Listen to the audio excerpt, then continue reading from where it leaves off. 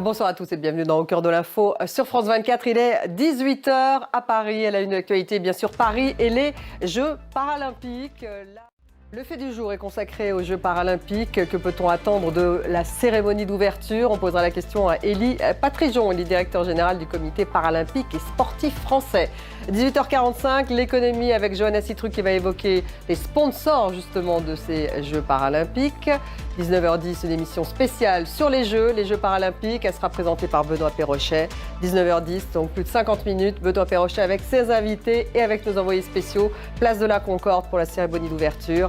Restez avec nous, c'est tout de suite. Paris et ses Jeux paralympiques, c'est bien sûr vraiment en une toute la soirée. Cette cérémonie d'ouverture qui va démarrer dans un peu moins de 2 heures, maintenant à 20 h heure de Paris. On va retrouver tout de suite Cédric Ferreira, notre envoyé spécial place de la Concorde. Cédric, bonsoir. Alors, est-ce la même ferveur que lors des Jeux olympiques ? Merci Cédric et on vous retrouvera Cédric Ferreira à 19h10 lors de cette émission spéciale Jeux paralympiques présentée par Benoît Perrochet.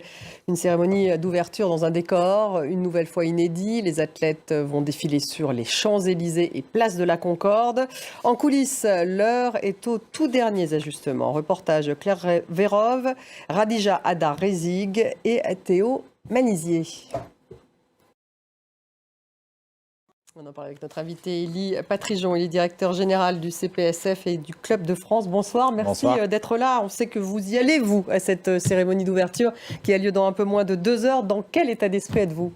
Une forme d'excitation, même d'émotion. Merci beaucoup d'avoir partagé votre enthousiasme avec nous. Et donc, bonne cérémonie d'ouverture. Merci à vous. Vous y allez, Élie Patrijon, directeur général du CPSF et du Club de France. Merci beaucoup. Merci. Avant la cérémonie d'ouverture des Jeux paralympiques, Emmanuel Macron a continué sa séquence politique. Il a poursuivi ses consultations à l'Élysée. Le leader de la droite républicaine, Laurent Wauquiez, a évoqué un entretien, je cite, « décevant ». La gauche se divise sur le soutien d'un éventuel gouvernement non dirigé par le nouveau Front populaire.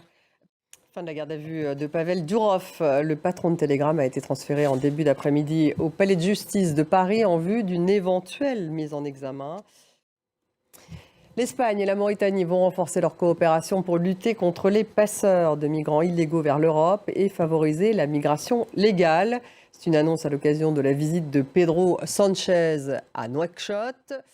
Actualité au Proche-Orient, Israël qui a lancé une opération militaire de grande ampleur dans le nord de la Cisjordanie. 10 Palestiniens ont été tués selon le Croissant Rouge, des combattants selon l'armée israélienne. La guerre en Ukraine, 6 personnes tuées par plusieurs frappes russes dans la région de Donetsk, dans l'est de l'Ukraine.